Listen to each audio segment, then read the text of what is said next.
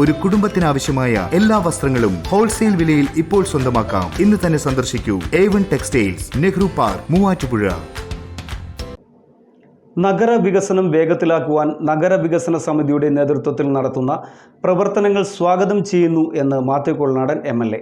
മുഖ്യമന്ത്രിക്ക് സമർപ്പിക്കുന്നതിനായി ഭീമഹർജി തയ്യാറാക്കുന്നതിൻ്റെ ഭാഗമായുള്ള ഒപ്പുശേഖരണത്തിൽ പങ്കെടുത്തുകൊണ്ട് സംസാരിക്കുകയായിരുന്നു അദ്ദേഹം. മൂവാറ്റുപുഴ നഗരവികസനം വേഗത്തിലാക്കാൻ മുഖ്യമന്ത്രിക്ക് ഭീമഹർജി നൽകുന്നതിനായി ഒപ്പുശേഖരണം നടത്തുകയും അതിനായി മുന്നിട്ടിറങ്ങുകയും ചെയ്ത നഗരവികസന ജനകീയ സമിതിയെ സ്വാഗതം ചെയ്യുന്നതായി മാത്യു കൊളനാടൻ MLA. നഗരസഭാ ഓഫീസിന് മുന്നിൽ സമിതി സംഘടിപ്പിച്ച ഒപ്പുശേഖരണത്തിൽ പങ്കാളിയായി സംസാരിക്കുകയായിരുന്നു അദ്ദേഹം. MC റോഡിൽ ഏറ്റവും തിരക്കുള്ളതും ഗതാഗതക്കുരുക്ക് അനുഭവപ്പെടുന്നതുമായ നഗരമായി മൂവാറ്റുപുഴ മാറിയെന്ന് അദ്ദേഹം പറഞ്ഞു.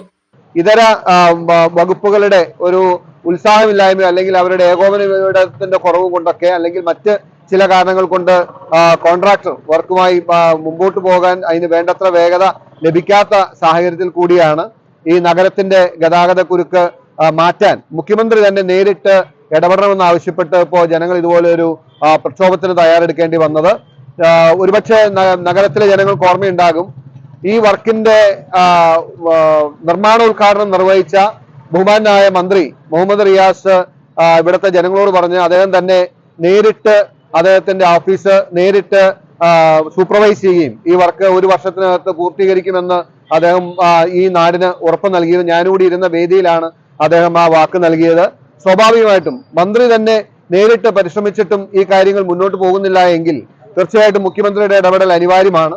ആ ഒരു പശ്ചാത്തലത്തിൽ കൂടിയാണ് ഇതുപോലൊരു ജനകീയ മുന്നേറ്റം. അത് ആർക്കും എതിരല്ല, സർക്കാരിനോ അല്ലെങ്കിൽ മറ്റാളുകൾക്കും എതിരല്ല. പക്ഷേ ഇതിന്റെ പണികൾ വേഗത്തിലാക്കണം. കാരണം നഗരം അത്രയേറെ ഗതാഗത കുരുക്കിൽ ശ്വാസം മുട്ടുന്നു എന്നുള്ള ഒരു സാഹചര്യത്തിലാണ് ഇതിലേക്ക് നിർബന്ധനാകുന്നത്. സ്വാഭാവികമായിട്ടും ഇതിനെ മുഖ്യമന്ത്രി സർവാത്മക സ്വാഗതം ചെയ്യുകയും ഇതിന്റെ ഈ നാടിന്റെ വേദന മനസ്സിലാക്കി അദ്ദേഹത്തിന്റെ നേരിട്ടുള്ള ഇടപെടൽ ഈ കാര്യത്തിൽ ഉണ്ടാകുമെന്ന പ്രതീക്ഷയാണ് എനിക്കുള്ളത്. വകുപ്പുകളുടെ ഏകോപനമില്ലായ്മയാണ് ഇത്തരത്തിലുള്ള പ്രവർത്തനങ്ങൾ താമസമുണ്ടാക്കുന്നതെന്നും നിർമ്മാണോദ്ഘാടന വേളയിൽ പൊതുമരാമത്ത് വകുപ്പ് മന്ത്രി തന്നെ നേരിട്ട് ചുമതല വഹിക്കുമെന്ന് പറഞ്ഞിട്ടും ഉറപ്പ് നടപ്പായിട്ടില്ല എന്നും അദ്ദേഹം പറഞ്ഞു. അതിനാൽ തന്നെ മുഖ്യമന്ത്രിയുടെ മേൽനോട്ടം നഗരവികസനത്തിന് ഉണ്ടാകുന്നത് ഗുണകരമാകുമെന്ന പ്രതീക്ഷയാണുള്ളതെന്നും MLA പറഞ്ഞു. കുറഞ്ഞ ചെലവിൽ അത്യാധുനിക ആരോഗ്യ പരിരക്ഷ MCS ഹോസ്പിറ്റൽ മൂവാറ്റുപുഴ.